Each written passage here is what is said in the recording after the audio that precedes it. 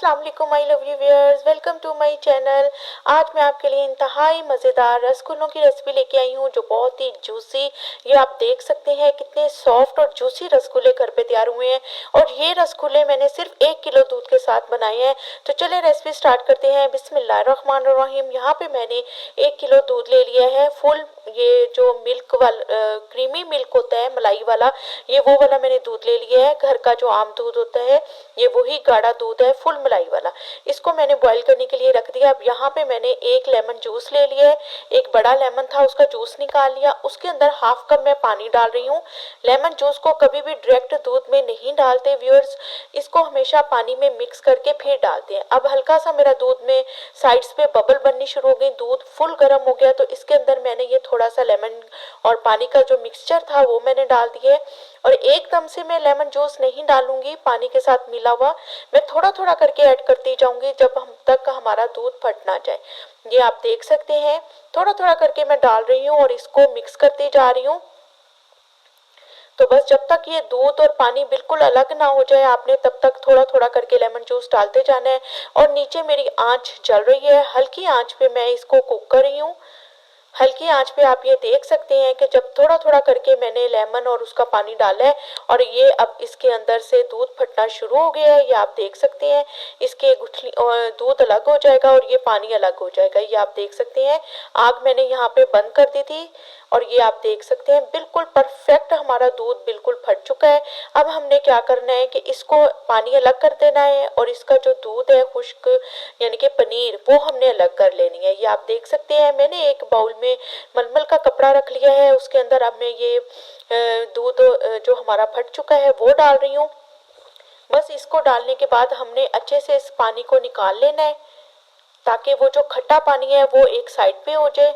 बहुत आसान है व्यूअर्स, सिर्फ थोड़ी सी मेहनत होती है लेकिन यकीन करें बहुत सारे ढेर सारे रसगुल्ले आसान सस्ती रेसिपी हम घर पे तैयार कर सकते हैं। आजकल बेकरीज में मिठाई वगैरह इतनी महंगी हो गई है तो उससे बेहतर हम साफ सुथरे तरीके से घर पे रसगुल्ले गुलाब जामुन हर चीज़ तैयार कर सकते हैं। अब उसका जो खट्टा पानी था वो एक दफ़ा मैंने निकाल लिया। अब दोबारा से इसके अंदर 1 गिलास मैंने नॉर्मल पानी लिया है और उसके साथ इसको अच्छे से पनीर को मैंने धो लिया है क्योंकि इसके अंदर खटास थी, लेमन डाला हुआ है ताकि उसका खट्टा फ्लेवर हमारी पनीर के अंदर ना आए। बस उसको अच्छे से हाथों से दबा दबा के उसका तमाम पानी मैंने खुश कर लिया। अब इसको मैंने निकाल लिया, आप देख सकते हैं पूरी बाउल एक बाउल की शक्ल बन गई है। इस पोजीशन में आपने इसको निकाल लेना है। और इधर मैंने 1 कप चीनी ले ली है और इसके अंदर 3 कप मैं पानी डाल रही हूँ।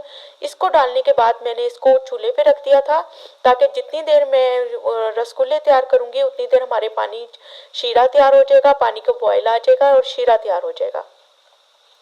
वो चूल्हे पे मैंने रख दिया और आप देख सकते हैं ये हमारी पनीर तैयार हो गई है। अब इसको हमने क्या करना है कि हाथों की मदद से इसको इस तरह हथेली के साथ अच्छे से मसल मसल के हमने कम से कम 5 मिनट तक मसलते रहना है। उससे क्या होगा कि हमारी जो पनीर है ना बहुत ही सॉफ्ट हो जाएगी। ये आप देख सकते हैं किस तरह मैं हाथों की मदद से इसको रब कर रही हूँ। जब तक ये बिल्कुल मलाई की तरह ना बन जाए मैं उस टाइम तक 5 मिनट के लिए इसको रब करती रहूंगी। 5 मिनट के बाद मैंने इसके अंदर 1 टेबल स्पून लेवल यानी कि ज़्यादा भरा हुआ नहीं था या 1 टीस्पून आप लगा लें, उसके अंदर मैंने कॉर्नफ्लोर डाल दिया है। वो डालने के बाद दोबारा से मैं इसको रब कर रही हूँ। रब करने के बाद इस तरह से मैंने तमाम रसगुल्ले तैयार कर लिए हैं। ये आप देख सकते हैं आपने रसगुल्ले इस तरह प्रेस करते जाना है कि उसके अंदर कोई लाइन ना हो, बिल्कुल स्मूथ हमारे रसगुल्ले तैयार हो।